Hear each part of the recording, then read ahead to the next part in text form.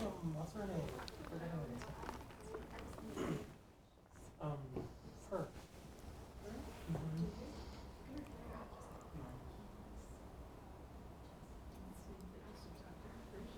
How about you?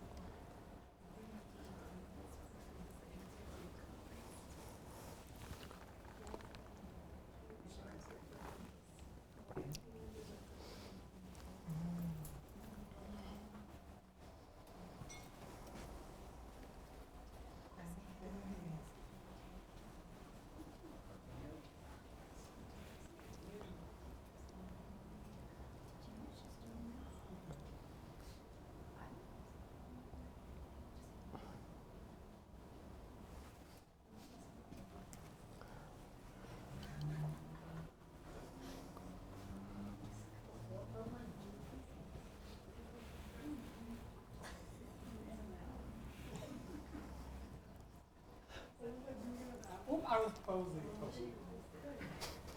Just the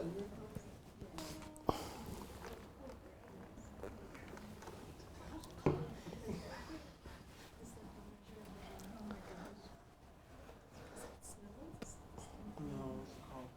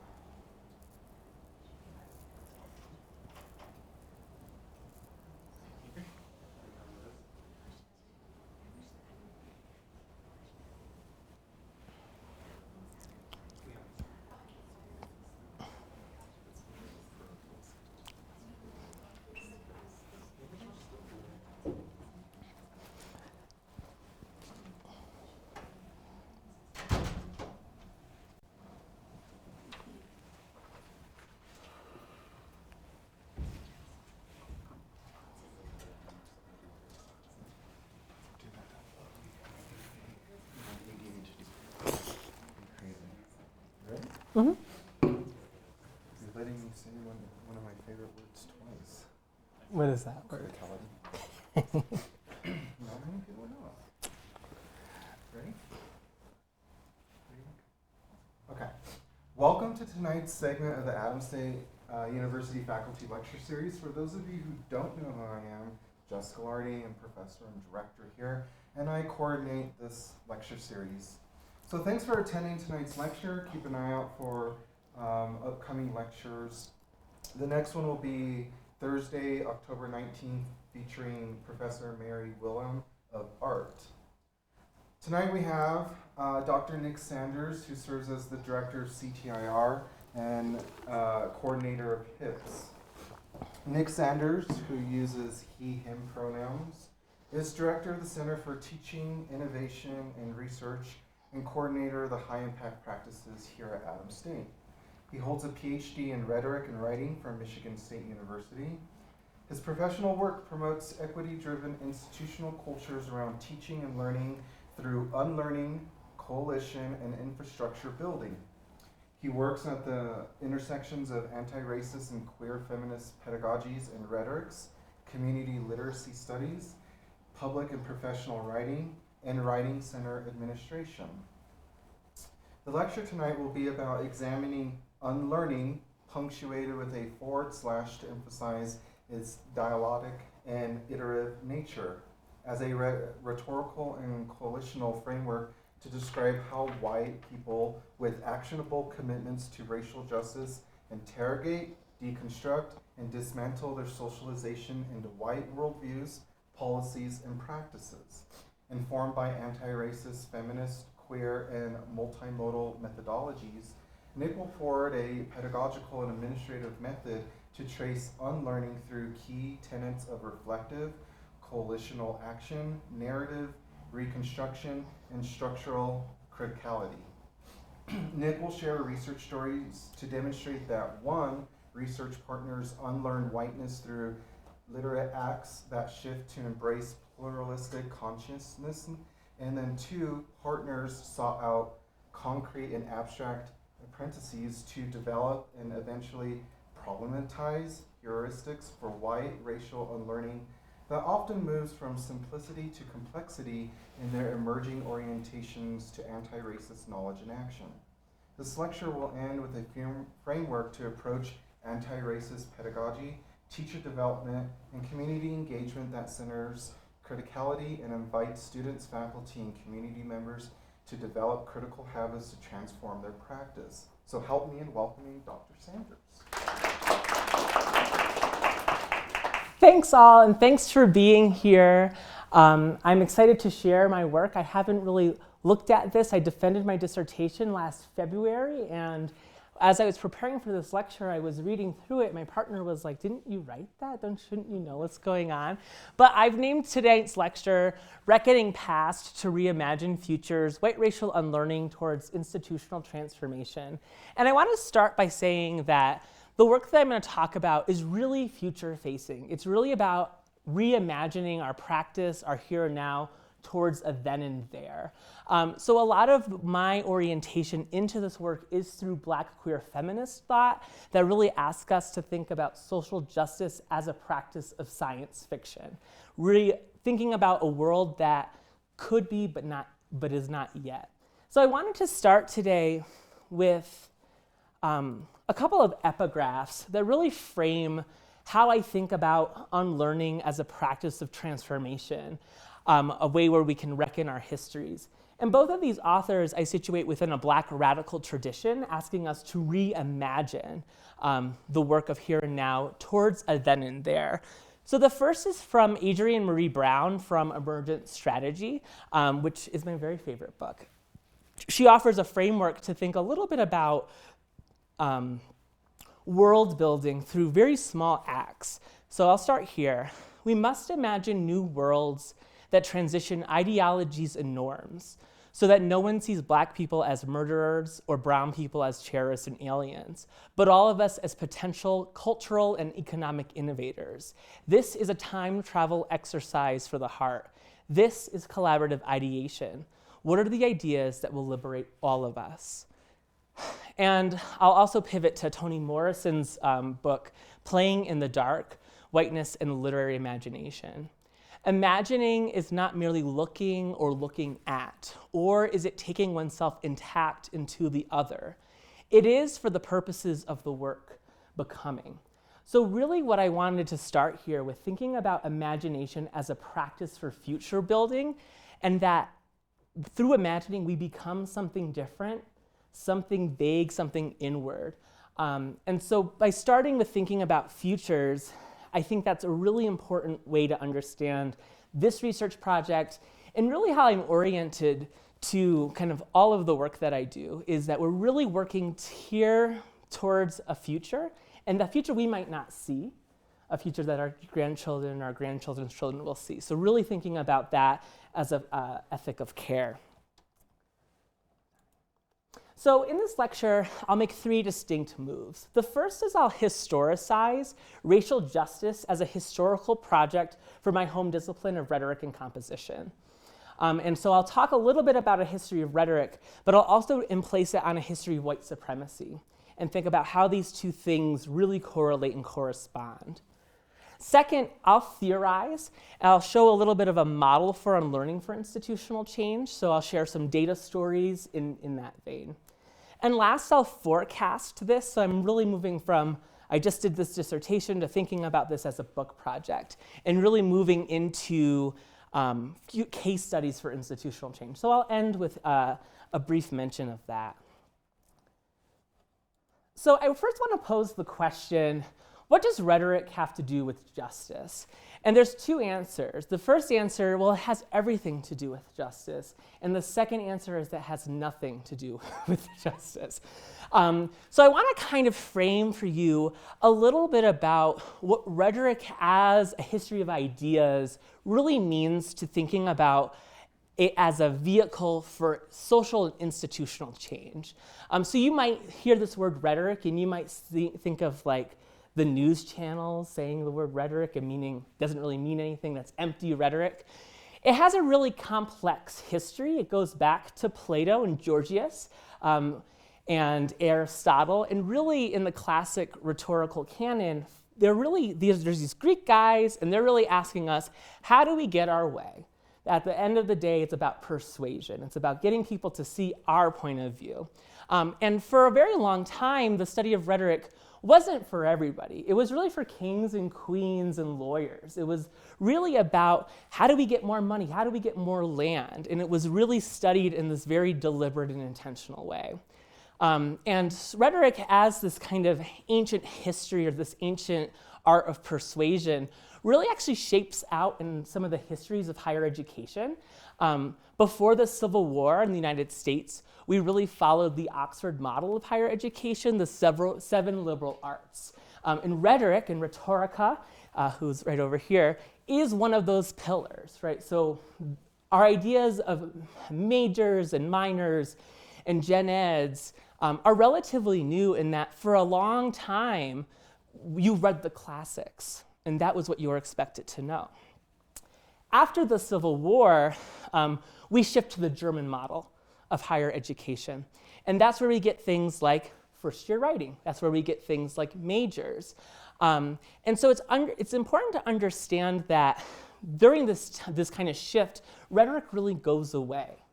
Folks are not studying rhetoric in these particular ways. Not really until the 60s and 70s are we starting to return to rhetoric and thinking about rhetoric as a mechanism for social action. So understanding some of these shifts can be really important to think about how rhetoric is how we make up our minds.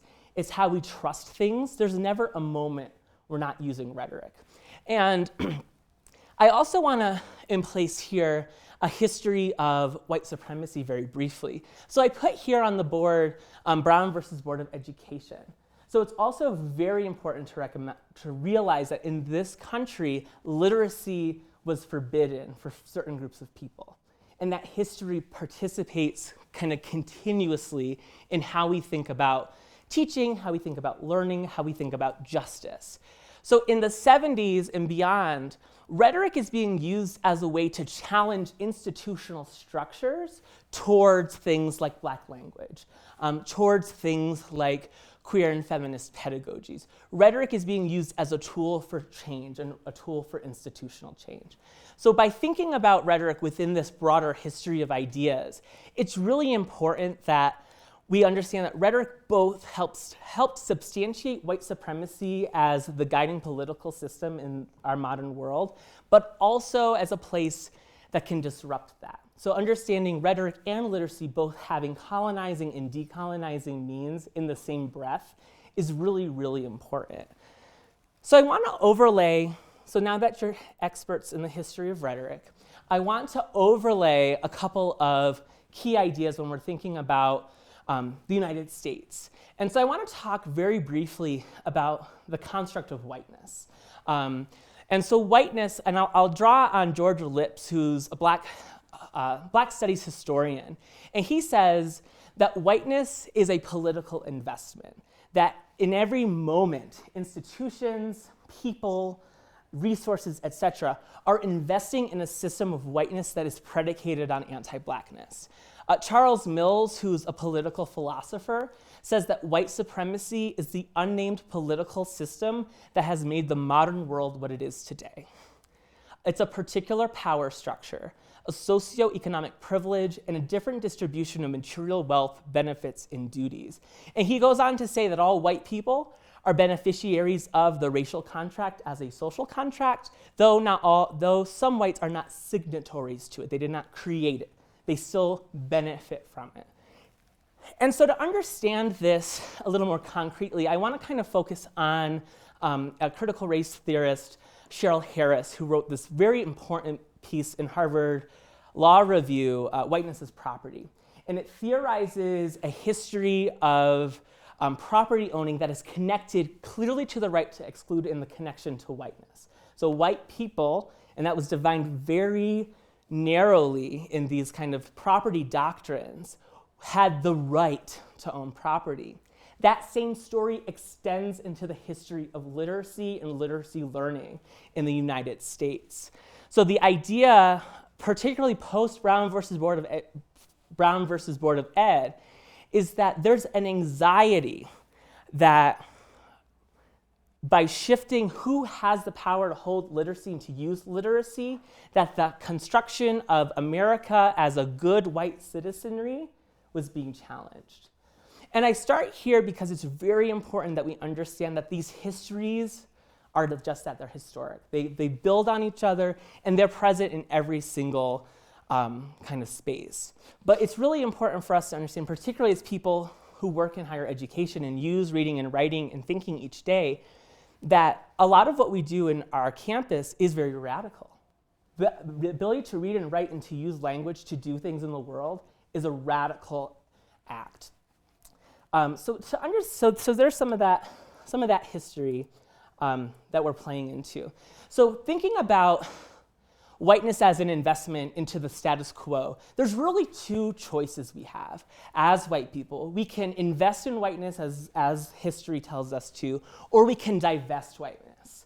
We can challenge the structure of whiteness. So divesting whiteness realizes that all white people benefit from histories of white supremacy and actively and consistently deconstruct the power of whiteness in ideological, material, and political means. So these are our fierce anti-racist white people who really challenge the system and the structure. I wanted to study these people in my dissertation, but I got to this point where I was like, I don't know if I can determine if someone has divested whiteness as a white person. I don't think I have that agency, and as a white person who studies whiteness, I can't be an expert in whiteness because I don't feel its effects. I don't feel how it structurally impacts folks of color. So instead, I was looking at this concept of unlearning. And I was really thinking about how white people with commitments to racial justice interrogate, deconstruct, and dismantle their socialization into white worldviews, policies, and practices. And so I'll share very briefly a little bit about this research project that I did for a few years. So I was really interested in the moments, artifacts, and meanings of what I'm calling white racial unlearning. What are the encounters, artifacts, and disorientation that have shaped a challenge to white worldviews, policies, and practices? So I interviewed 7 white people with actionable commitments to racial justice from across the United States in a variety of different industries and roles. I actually only have one person that worked as a director in higher education because I was really interested in how some of the stories and arcs of unlearning from beyond the academy can really inform and transform the academy. And so you might be wondering, how did you find these 7 lucky people? And so I did a snowball sample in that I asked my mentors to be like, hey, if you know anybody that might meet these criteria, please let me know. But I came to a couple of complex things that white people who might be doing what I'm looking for might not call themselves anti-racists. So I really wanted to stray away from that definition and that term. So instead I came up with the selection criteria over here. And so there were 4 things I was looking for. The first is, do you identify as white? So if the first thing was like, well, I'm a mom first, right? That wasn't super helpful because I'm really looking for race consciousness and how folks think about the world. The second is, are they critical? Do they problem pose their whiteness and meaning and impact of their whiteness? Are they aware that whiteness has impacts, particularly for communities of color? Can they articulate actionable commitments to racial justice? It's not just, yeah, I like things that say BLM on it, but what are you materially and ideologically doing to support these causes? And I think this is actually one of the most important because I'm really was looking at this shift. How has a shift in how they understand racism and white supremacy occurred? Typically, that shift is from individual to structural, but it can look different ways. So those were the 4 kinds of ways I was looking at selecting my kind of participants in this project. And then I designed a way to study unlearning, and in a pretty cool way, I think. So instead of just interviewing someone and saying, hey, how'd you unlearn whiteness? Because that's not really going to get anything useful. I had a 3-phase critical of whiteness methodology. And I find it very important as someone who cares a lot about methods to remember that methods and methodologies are distinct. Methods are the tools that you use to solve a research question. Methodologies are the philosophies that guide those methods. It's important. So I see those connected, but they are distinct. So I had a 3-phase multimodal critical of whiteness methodology. And it's very important because I'm not saying critical whiteness, which is a school of thought that grows out of critical race theory, really had its heyday in the 1990s, but instead thinking more critically of whiteness. So as a white researcher, my job and responsibility, particularly when I'm studying something like whiteness, is to call in when we see instantiations of white supremacy culture. So I really took a critical researcher perspective. So I did a 3-phase interview. The first was an artifact-based interview. So I invited participants to bring 3 objects that represented their unlearning, concrete objects. And I asked them stories about it. Tell me what happened in this moment. And so they were really starting to reconstruct these kind of key moments. So once we did that, I asked them to make something. I'm a writing teacher, so I asked them to write something. And so I call this multimodal reconstruction. But what they did is they had to create something. It could have been a poem. It could have been a video. It could have been someone did an annotated timeline of their life. Somebody did a board game. There's different ways to kind of reconstruct these meanings of unlearning. And then we had a final interview where we talked about what they made and why they made it, but also I asked them to think about their own goals for unlearning in the future. Because what's important to remember is unlearning is not linear. It doesn't happen at a particular moment. It happens across the life. And so to really have these accountable moments was really, really important. All right. So through my project, I came with 2 key findings that I wrote about. The first was that emergent practice started to embrace pluralistic worldviews. If you take anything from this talk, it's that our worldviews carry practices. And when our practices change, so too do our worldviews. And I'll talk a little bit about some of those examples. The second is, the question I always had was, how did you get here? And almost every participant I picked selected some kind of object of a book or a person that was a white person that talked about racial justice issues. And instead of using that person as like the map of, I need to be like this person, they use that as a way to kind of be onboarded into some practices of white anti-racism, but eventually trouble that there's not just one way to do this. So I'll talk a little bit about these in a moment.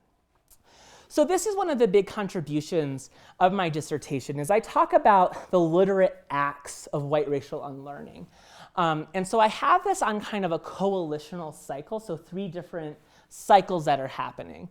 The first down at the below, which is orange, is the inward cycle. So this is very personal and reflective. So this is when folks start to interrogate the stories they've been told about themselves and the world.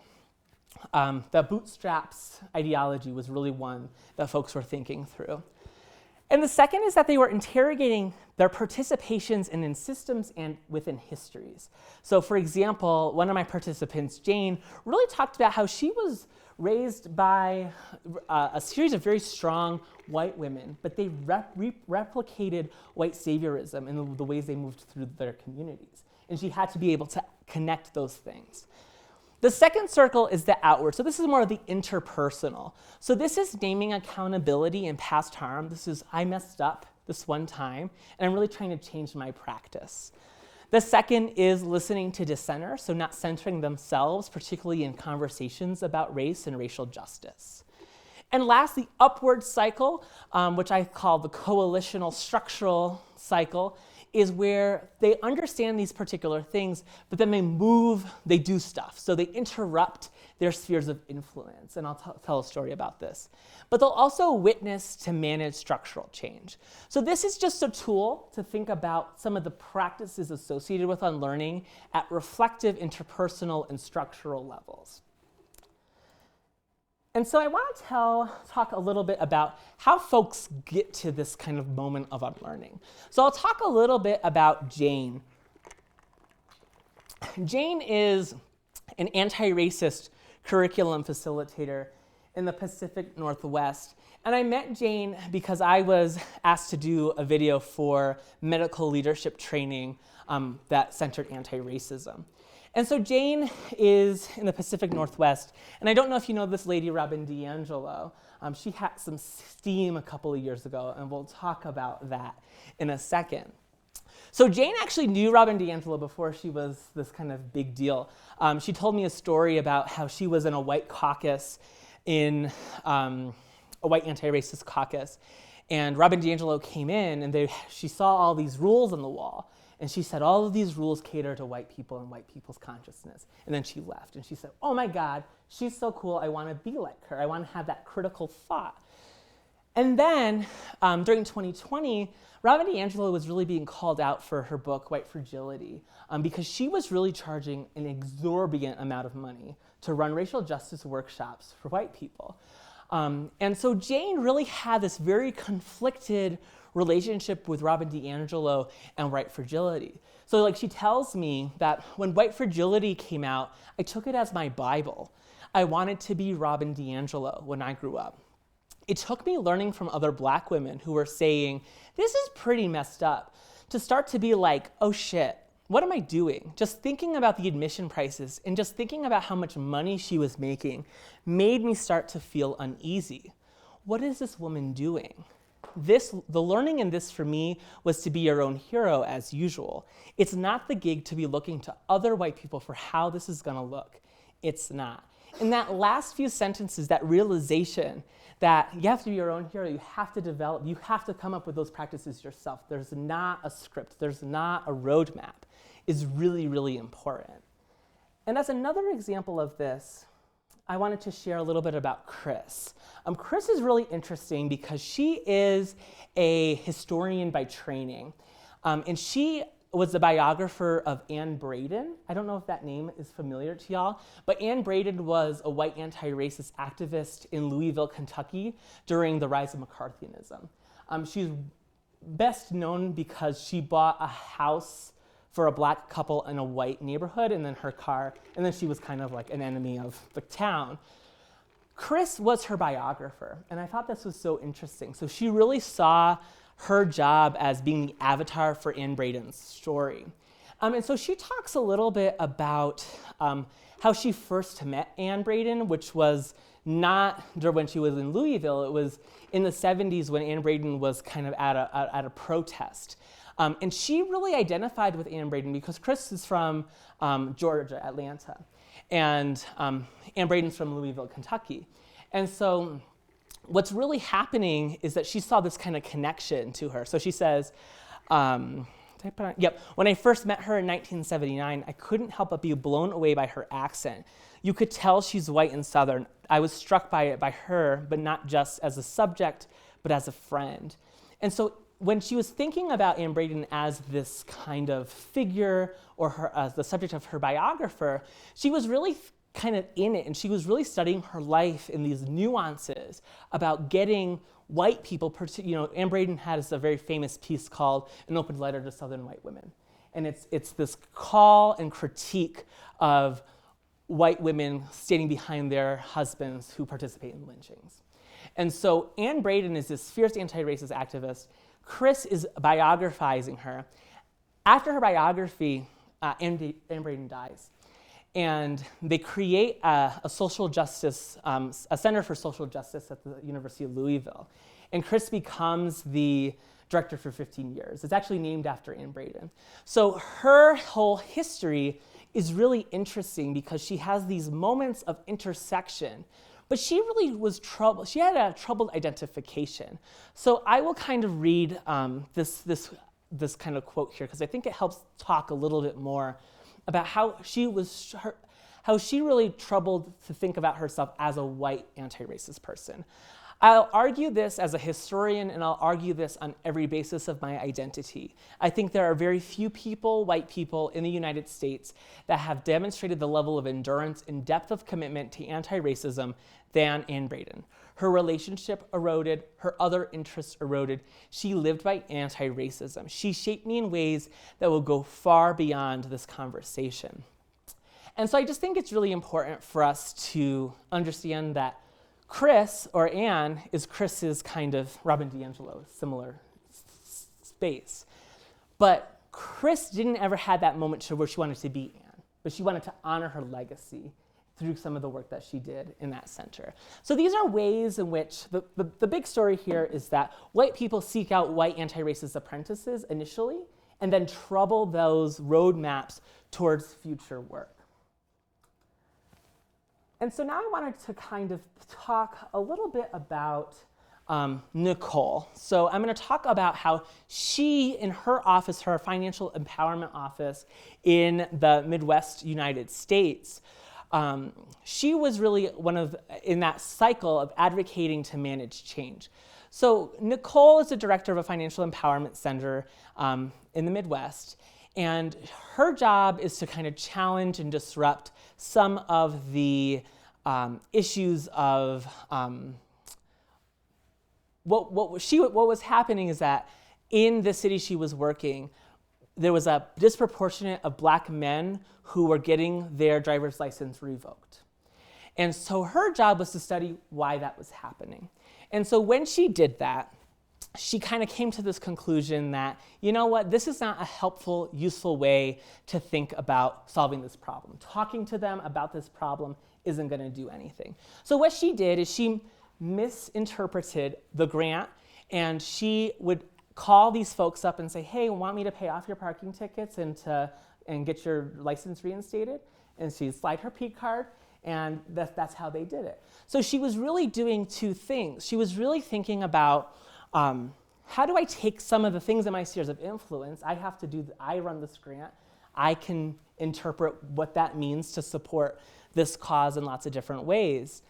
And she kind of subverts that in a really kind of interesting way. At the same time, she's talking to folks about we need to change this nuisance policy. This policy of a parking ticket that leads to suspended driver's license, which leads to incarceration, that pipeline really needs to be challenged. And so the happy story is that they're now in that city they don't suspend licenses based on nuisance fees. So that's part of that policy level. But I think Nicole used her spheres of influence to really challenge what that looks like and why. So those are those brief data stories that I've kind of shared with you today. And so I want to end briefly just talking about this in the future. So one of the things I come to at the end of my dissertation is that I was looking at very individual, very specific renderings of unlearning. I wasn't really looking at institutional level, program level, or policy level. And so what I think I've done, though, is a pretty interesting way of thinking about unlearning. And so I'm really excited in the future to pivot my work to think about three different domains in which unlearning can happen as a matter of institutional habit. So the first, by no surprise, is educator development, the Center for Teaching, Innovation, and Research. So one of the things I'm really interested in thinking about is an unlearning, a white racial unlearning action community, and thinking about what kinds of education can happen with new career faculty to really champion racial justice in their day-to-day work, and what does that look like? The second is thinking about my home discipline, which is thinking a lot about the teaching of writing. How do we train teachers and tutors to really be critical of whiteness in both how they move through the world and their own histories and identities, but how they participate in the discipline? Often the teaching of writing is a place of racial injustice in that we perpetuate white-centered norms of communication, of doing research, of writing. We're obsessed often with control and clarity and these things that don't often serve us. So I'm really interested in thinking about what does that look like in training programs and accountability programs, in curriculum design. So I'm really excited to think about that. And the last area I want to think about more is community engagement. How do we show up to our communities in ways that are responsive and responsible, and that might even encourage an unlearning project at the level of the community. So those are some of the things I'm thinking about as I start to move from this individualist, descriptivist study more towards interventions and interventionist studies. But that's what I got for you. Thanks so much for hanging out and listening to my spiel, and happy to answer any questions you might have.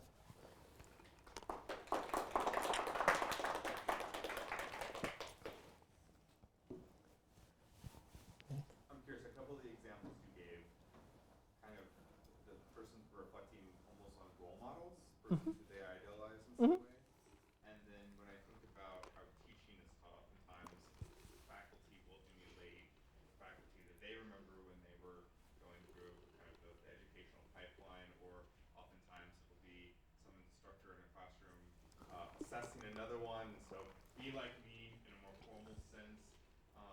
Any thoughts there on that sort of behavior of role modeling and how it maybe hurts or works against what we're trying to accomplish? Yeah, and often by thinking about a role model, folks are thinking about there's a singular pathway to do this thing. And what has to happen is an opening up of that, right? There has to be pluralistic, so you have to have lots of different role models, but you also at a point have to be able to trust yourself and trust your worldviews, trust your values, trust your expertise to participate in the thing differently. But yeah, there's a lot of imposition that happens. And I think that one of the big things is thinking about how do we move from a singular worldview to a pluralistic worldview. And that is complicated and challenging. But I think that in thinking about teachers and teacher training and evaluations, there's a really interesting way to do that, in that forces folks to think about, well, why do you think that that's the only way? And by getting them to think a little bit more openly can be a really productive avenue, I think.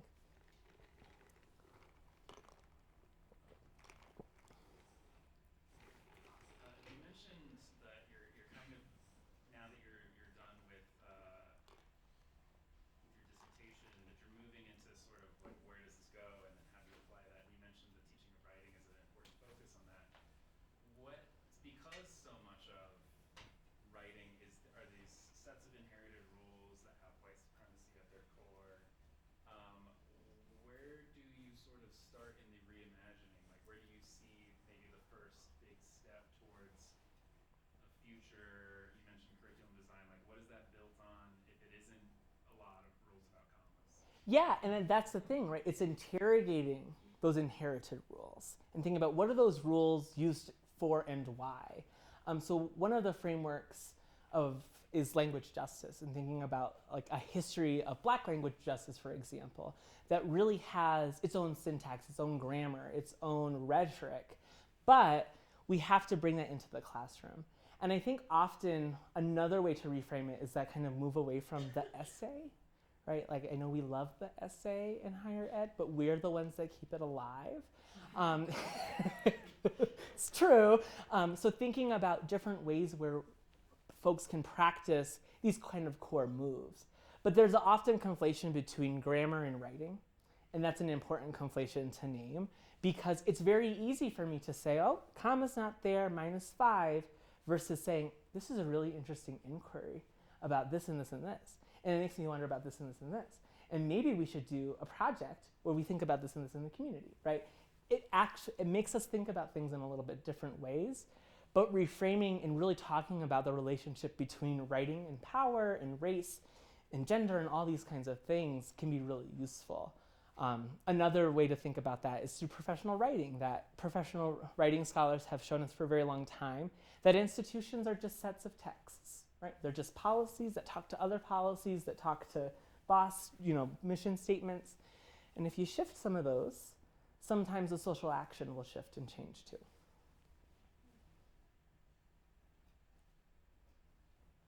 Oh, yeah. How did you find yourself in this field? Are you talking about anti-racism? In this field of study of, unlearning Mm-hmm. racism. So yeah, so when I was 19 years old, I was a writing tutor. And I remember sitting it was an open access community college, and a black woman student came in and said, "Can you teach me how to write white?" And I really struggled with that. And that's a moment that really kind of follows me. And so I was always interested in supporting or changing cultures of teaching and learning. That's actually why I took this job. But when I was at Michigan State, I was learning a lot about a history of Black language justice. In our writing center, we were doing a lot of DEI programming, and I was realizing that white folks were really, and myself included, were really well-intentioned, but they were missing the mark. And so I was really interested in the folks who get it, where did that come from? And I think that given the histories that we live in, it's really important to think about that. So yeah, there was a particular moment in the Writing Center where we were doing a workshop about language justice and language and its connections to white supremacy. And there was a woman who was a history PhD student, and she said, "Well, you're just telling me I'm a bad person." And I was like, "I don't think I'm telling you that." I was really took by it. But it made me think that this person's expertise or how they learned about race and racism was between good and bad, and not structural and individual and at the policy level. So it really made me think really deeply about it. But yeah, so I've been kind of really interested in unlearning kind of since I started grad school, and that's what drove me into writing and rhetoric as a discipline in the first place. Thanks for that question.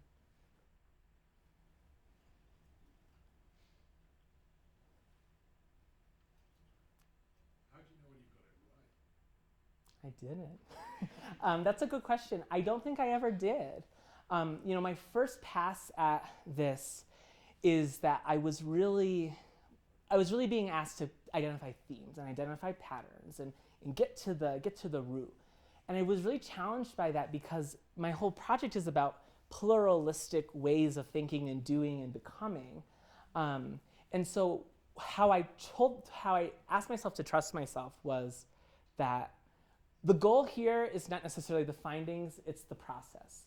It's the conversation, it's the artifacts, it's the making project, it's those commitments. And I felt like going through that process with all 7 of them, which took a very long time, and then thinking about my own, in my dissertation I look at my own histories and identities and things, and I started to see some connections, collaborations. But that's the thing with research like this, is you don't know. And I hope it is, and it talks to other things that I know and other frameworks that I know. But yeah, I'm not so sure.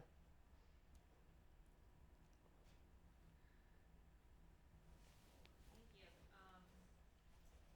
I'm curious if the research subjects ever identified or thought of like an endpoint, meaning, or you're unlearning actively. It's always shifting. You can see that shift through their narratives, and so how did they talk about their positionality and their beliefs at that moment, and did they acknowledge a future? Yeah, and I think there's a couple of things here. So yes, they did acknowledge a future. I'm thinking particularly of Chris. So Chris was retiring, and she's like, I've done anti-racist work for 30 years, and I feel like I really know it. But then this moment happened where I realized I didn't know it. And so it was just that reflection was really, really important. But Chris in particular was talking about things like, I'm really concerned about white flight. I'm really concerned about when I leave Louisville and retire, if I'm going to replicate these things. So I need to be very intentional and apparent about it. There were other folks who I didn't talk too much about in my dissertation who were more at the beginning of their journey, where they were like thinking about, well, yeah, there was a time when I thought it was just an individual, like that was just a mean, bad thing to say. I understand it as cultural now, and it was kind of finite. So I think it's really interesting to think about those moments, because what it really represents is that there needs to be a consistent disorientation, right? You can't be too into your worldview, because then you'll say, oh shit, you actually have more work to do. And so I didn't talk about it here, but I'm drawing on a little bit of transformative learning studies, which looks at how adults change their mind, change their worldview. And it's always through a disorienting moment and then lots of reflection. I have another. Mm-hmm. So how can we use this information to encourage the unlearning of whiteness in spaces where folks aren't actively engaged or don't know how to begin this process? Yeah, that's a good question. I think there's a couple of things. So the first thing I would say is that what transformative learning studies tells us is that you can't tell adults to do things. And I think we all know that, right? But I think what we have to think about is incentives to that kind of work. And I think part of it is a policy. I think part of it is accountability, right? I think thinking about my role as director of the teaching center, I think a lot about, well, how do faculty respond to racial achievement gaps in their courses? Right? What does that look like and why? And so I think building some of those moments in can be really useful. But like I was kind of saying, I would love to build a program that focuses on unlearning, because I think my method is actually a pedagogy, right? It's about moments in reflection and action and making that are so important. So I think that these are places where it can happen. So thinking about the conversation about the role model, that could be a whole module where folks are looking at examples and models, but then complicating those things and kind of trying to create their own set of heuristics and their own set of practices for the future.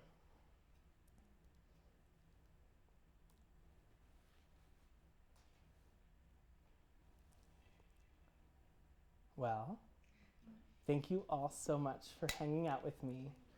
I appreciate it so much. Have a great night.